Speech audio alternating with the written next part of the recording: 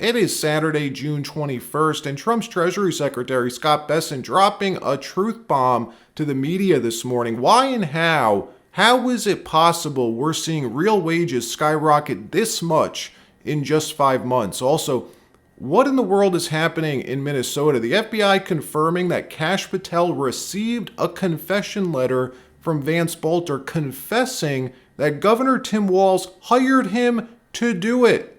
What in the effing world is happening? Yes, we're going to show you that in this bizarre FBI press conference that just happened. What else are they hiding about this? And more stories as well from around the country, including an update on Israel-Iran. We have some breaking news on this. But before we get started, thank you for liking and sharing these videos. It really helps me out. And consider subscribing if you appreciate these regular updates.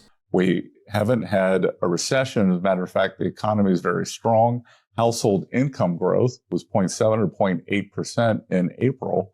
For 1 month, that's out of the park. So for months now, really since Trump came back into office, we've been hearing that we're going to have a recession. Left-wing media, they've even gone full conspiracy, claiming that the Trump team was purposely trying to create a recession to force the Fed to cut rates. All of this proven out to be wrong. There's been no recession. Their claims that tariffs would cause skyrocketing inflation has been wrong. Their claim that tariffs would cause empty shelves and price gouging, that was wrong. In fact, all of this analysis, not only wrong, but we learned this past week that Trump's accomplished something that no other president has ever done. His policies have now pushed real wages for working class Americans, real wages meaning after inflation, for hourly workers has increased 2% in just 5 months, something no other president has even gotten close to doing. Let's watch this. And then after, we're going to look at where this gets really interesting. Watch. We haven't had a recession. As a matter of fact, the economy is very strong. Household income growth was 0.7 or 0.8% in April. For 1 month, that's out of the park. And you've got some other good news, haven't you, about blue-collar wage growth? Blue-collar wage growth. The only other time it's been this high, wait for it, was during President Trump's first term. So we've seen real wages for hourly workers, non-supervisory workers, rise almost 2% in the first 5 months. Why is that? No president has done that before. And why is that? Now, where this gets super interesting is how Bessent says Trump's doing this, how he's achieving this. Because under Biden, for 4 years, blue-collar wage growth plummeted. Real wages under Biden fell 2.1%. Fell 2.1%. Again, real wages mean after inflation. So you look at the raises or wage cuts workers get, then adjust them for inflation, and what's left over, those are either the real wage gain or the real wage cut. Under Biden, we saw skyrocketing inflation. At one point during his term, headline CPI hit 9%, 9.1% or something like that. But even after adjusting for those price gains, hourly workers still saw a wage cut of 2.1%. So why, how has Trump managed to not only reverse that, but double it in just 5 months? Scott Bessent revealing the hidden mechanism driving all of this, driving blue-collar wage growth over Trump's first 5 months, saying it's got nothing to do with minimum wage laws that you hear Dems talk about constantly or government mandates, saying it all comes down to strategic displacement of cheap labor.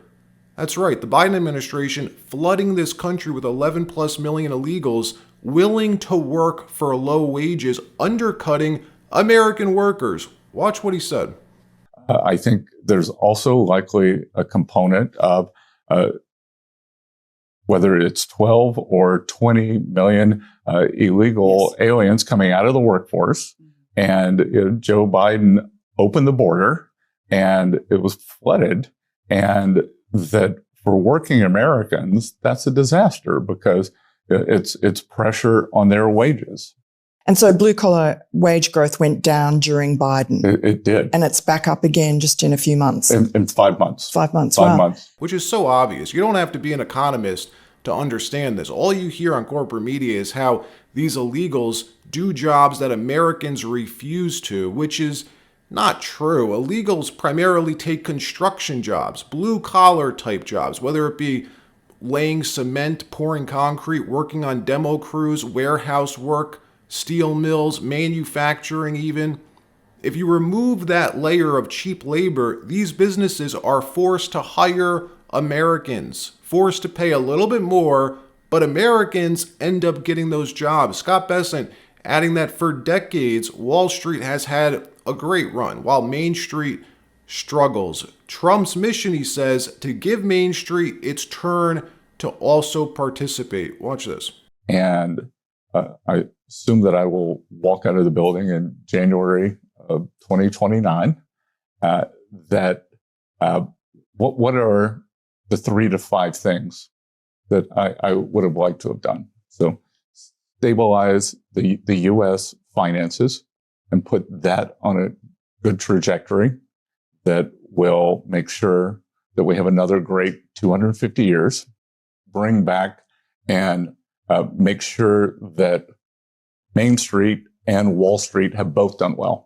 Because Wall Street's had a great run, and now it's Main Street's turn to also participate. And Wall Street Journal accused me of populist remarks. What's wrong with both doing well? Yeah. And then the third is, I think, to lock in the U.S. dollar as the reserve currency for many more generations. And I got lots of ideas that we're working on how to do that. Unfortunately, these new wage growth numbers were completely overshadowed this week because the Israel-Iran war. All of this good economic news, the huge economic recovery we're witnessing, all at risk now due to this war. Should Trump give the go order and begin bombing Iran, oil prices will spike. Should Iran choose to close the Strait of Hormuz or even try to close it, oil prices will spike, all hurting Trump's larger economic agenda. Low energy prices is a key piece to Trump's policy goals, yet we're still hearing these strikes more than likely will happen. A limited strike on the Fordow enrichment site is what we're hearing. Last night, 6 more B-2 stealth bombers departing, flying to Andersen Air Force Base in Guam. Air traffic control showing aerial refueling taking place during the trip, which means they may be carrying very heavy payloads. These B-2s en route to Guam right now very well could be loaded with these Moab bunker buster bombs, just waiting on President Trump to give the order. Satellite imagery from June 19th of Prince Sultan Air Base in Saudi Arabia showing a massive number of U.S. military aircraft as well as Allied forces arriving within the last week. Allied Air Force is amassing a major presence at this base. Open source intel showing 54 F-16s, 22 KC-135s, and 11 C-130s, all located now at Prince Sultan Air Base in Saudi Arabia. Iran's foreign minister confirming yesterday, we are not seeking negotiations. We have nothing to discuss with the United States, making what I'd say is a fatal mistake. The U.S. State Department confirming Iran's foreign minister telling Steve Witkoff yesterday, that's Trump's special envoy, that zero enrichment is undoubtedly rejected. Watch. Well, tonight, the clock is ticking with President Trump giving Iran that 2-week timeline, could be sooner, as he said. But Iran, for their part, appears belligerent. They are recalcitrant, with Iran's foreign minister rejecting talks with the United States. We are not seeking negotiations. It is the Americans who want talks. They've sent messages several times, very serious ones. But we made it explicitly clear to them that as long as this aggression and invasion continues, there is absolutely no room for talk or diplomacy. We are engaged in legitimate self-defense, and this defense will not stop under any circumstances. We have nothing to discuss with the United States, which is a partner in these crimes. So they don't want negotiations, despite their entire leadership being totally decimated. And then there's this headline: Iran says no to nuclear talks during the conflict. Well, a senior Iranian official also told Reuters that zero enrichment is, quote, undoubtedly rejected, especially now under Israel's strike. So they want to continue enriching. Breaking news coming in right now. We just got confirmation that those B-2 bombers we mentioned a minute ago were in fact refueled shortly after takeoff, meaning they are carrying some type of heavy payload, likely live ordnances, likely those 30,000-pound bunker buster bombs. One B-2 can haul 2 of those bombs. So if there's 6 of them, we're talking 12 of those huge 30,000 bunker buster bombs. Meanwhile, the left is now arguing on behalf of the current Iranian regime, saying they're the most Western government in the Middle East. Watch what they're saying. Why is it a foundational issue for Trump that Iran doesn't have a nuclear weapon? Why is this something that the U.S. should be involved in? Why are we allied with Israel? He Why says is because they chant death to America. They chant death to America. I went to Iran in 2014. I was sitting at a rally. These young guys were chanting death to America. I had a minder. I said, what are they saying? They're saying death to America. They finished the chant, and 2 young men came over and said, are you American? I said, yes. Says, we want to welcome you to our country. We love American culture and love American movies. They wanted to talk about all these things. Iran is the most Western nation in the whole Middle East. We have much more in common with them than a lot of countries that we do have alliances with. It is true that Iran used to be one of the more Western-like governments, secular governments in the Middle East. Videos circulating online showing what the country looked like before the Islamic Revolution in 1979. We used to be very close allies with Iran.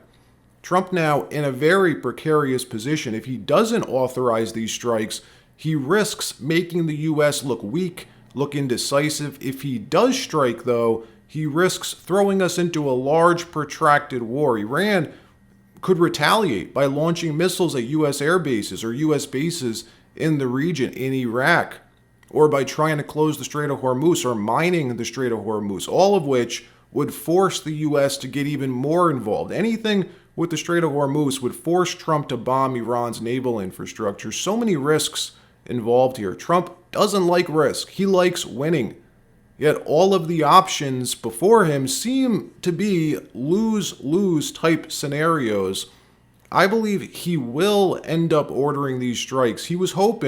I believe he was hoping that the mullahs would have caved by now, but they haven't, because we're dealing with religious zealots here, not rational actors. They're martyrs. They'd rather martyr themselves than be seen capitulating. And Israel running low now on defensive munitions. Each one of those Arrow 3 interceptors that they use to intercept Iranian missiles, get this, cost between $2 to $6 million a piece, each one.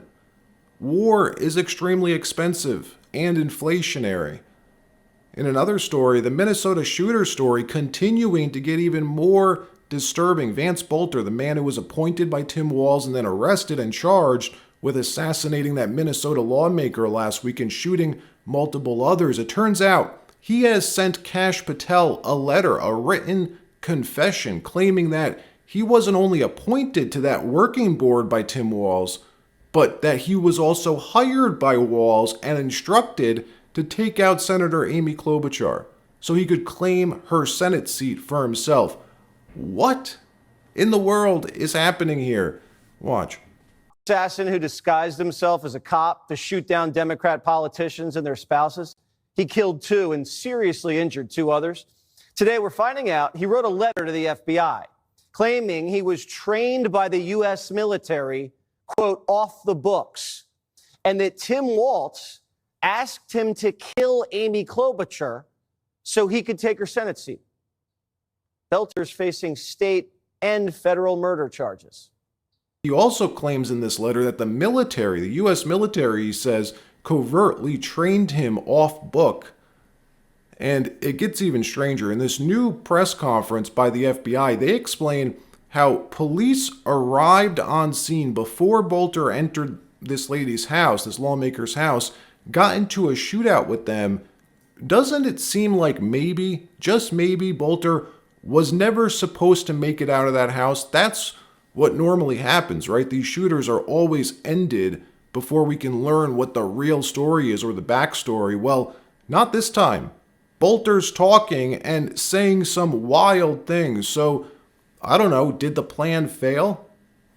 I have no idea. Watch what the FBI said. Belter then traveled to Brooklyn Park, Minnesota, in the home of Minnesota State Representative Melissa Hortman. At approximately 3:30 a.m., Belter arrived at Representative Hortman's house in his black SUV with the police license plates. He parked in the driveway and left the emergency lights on his SUV flashing, as if he was a police officer. Belter approached Representative Hortman's home, again dressed as a police officer, wearing the tactical vest and body armor, and wearing that hyper-realistic mask. He was armed and carrying a flashlight. Before he entered the home, 2 Brooklyn Park police officers arrived at the scene. They too had been dispatched to check on Representative Hortman after learning of the shooting of Senator Hoffman. When they arrived at the scene, they saw Belter's black SUV parked in the driveway with the emergency lights flashing, and they saw Belter standing in front of the house several feet from the door. When Belter saw the officers get out of the car, he drew his weapon and began firing. He rushed into the house through the front door, firing into it. He repeatedly fired into the house, and when he entered... What I do know is that this Vance Belter story, to me, makes very little sense. And now he's claiming he was a hired assassin by Tim Walz. Let me know what you think. Is this guy just batshit crazy?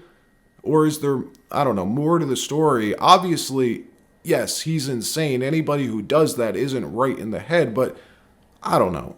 Let me know what you're thinking about this. All right, that wraps up this episode. Like, subscribe. We'll see you next time.